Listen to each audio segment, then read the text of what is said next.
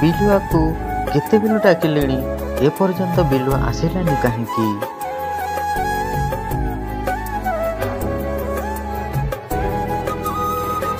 ମହାରାଜାଙ୍କର ଜୟ ହଉ। ମହାରାଜ, ମହାରାଜ, ମୋତେ ଡାକିଥିଲେ ଆପଣ? ମହାରାଜ, ମୋତେ କ'ଣ ପାଇଁ ଡାକିଥିଲେ? ମହାରାଜ କୁହନ୍ତୁ। ମହାରାଜ,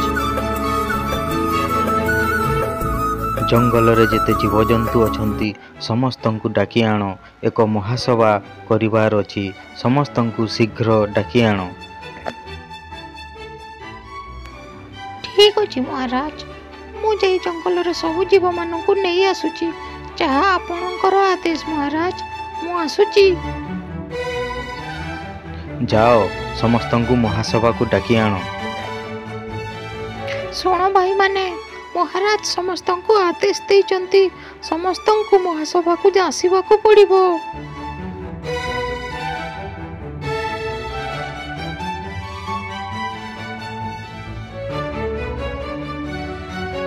ହେଲେ ବିଲୁଆ ଭାଇ, ମହାରାଜ କ'ଣ ପାଇଁ ଆମମାନଙ୍କୁ ମହାସଭାକୁ ଡାକିଛନ୍ତି? ଟିକେ କହିବ କି ବିଲୁଆ ଭାଇ?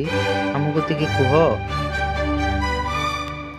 ଆରେ ନା ରେ ଭାଇ, ମହାରାଜ ମୋତେ ଡାକିବାକୁ କହିଲେ, ସେଇଥିପାଇଁ କହିଦେଲି। ଏ ବିଷୟରେ ମୁଁ କିଛି ବି ଜାଣିନି, କି ମହାରାଜ ବି ମୋତେ କିଛି ବି କହିଲେନି। କ'ଣ ପାଇଁ ମିଟିଂ କରୁଛନ୍ତି ସେଟା ବି ମୁଁ ଜାଣିନି।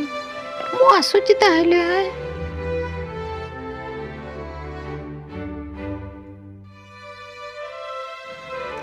ବିଲୁଆ ଭାଇ, ହେଲେ ବିଲୁଆ ଭାଇ, ସକାଳେ କ'ଣ ଗୋଟେ କହୁଥିଲ ଯେ ମୁଁ ବୁଝିପାରିଲିନି। ବିଲୁଆ ଭାଇ, ମୋତେ କୁହ, ମହାରାଜ କ'ଣ ପାଇଁ ଡକେଇଛନ୍ତି ଆମମାନଙ୍କୁ? ମହାରାଜ କ'ଣ ପାଇଁ ଡକେଇଛନ୍ତି ବିଲୁଆ ଭାଇ?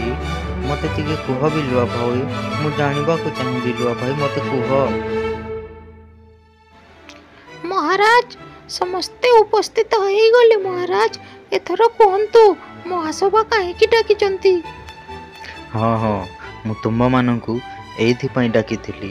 ଆମ ଜଙ୍ଗଲର ଜୀବମାନେ କ'ଣ ଆମ ଜଙ୍ଗଲକୁ ପସନ୍ଦ କରୁନାହାନ୍ତି ନା କ'ଣ? ଆମ ଜଙ୍ଗଲ ଛାଡ଼ି ଅଲଗା ଜଙ୍ଗଲ ଆଡ଼େ ସମସ୍ତେ ପଲେଇ ଯାଉଛନ୍ତି। ବିଲୁଆ, ତୁ ଟିକେ କହିଲୁ ମୋତେ।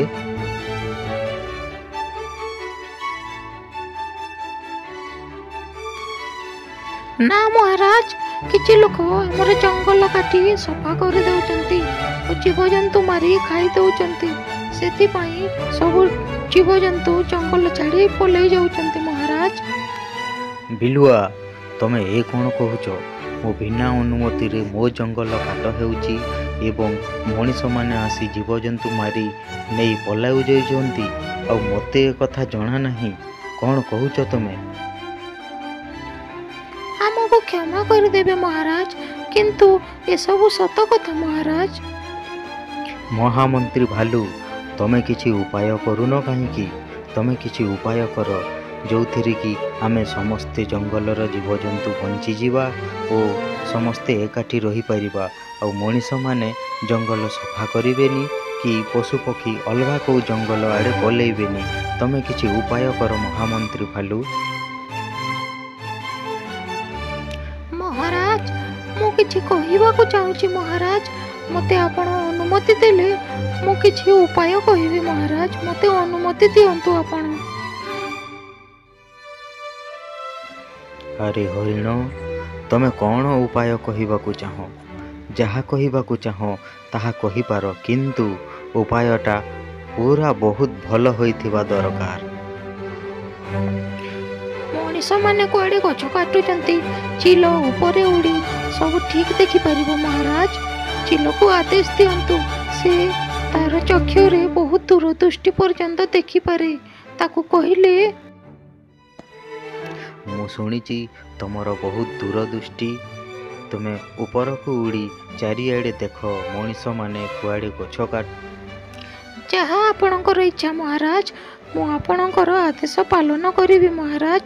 ଠିକ୍ ଅଛି ମହାରାଜ, ମୁଁ ସେଇଆ କରିବି ମହାରାଜ।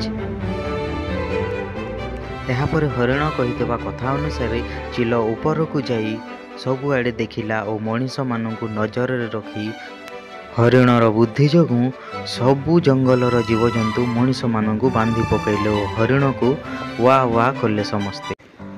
ହରିଣର ଚତୁର ବୁଦ୍ଧି ଯୋଗୁଁ ମଣିଷମାନଙ୍କୁ ଜଙ୍ଗଲର ସବୁ ଜୀବମାନେ ଧରି ବାନ୍ଧି ପକାଇ ପାରିଲେ। ଏହା ଥିଲା ହରିଣର ଚତୁରତା। ସାଙ୍ଗମାନେ, ଯଦି ଆମର ଭିଡ଼ିଓଟା ଭଲ ଲାଗିଲା ତାହେଲେ ଲାଇକ୍, ସେୟାର ଆଣ୍ଡ ସବସ୍କ୍ରାଇବ୍ କରିଦେବ। ଧନ୍ୟବାଦ ସାଙ୍ଗମାନେ, ରହୁଛି।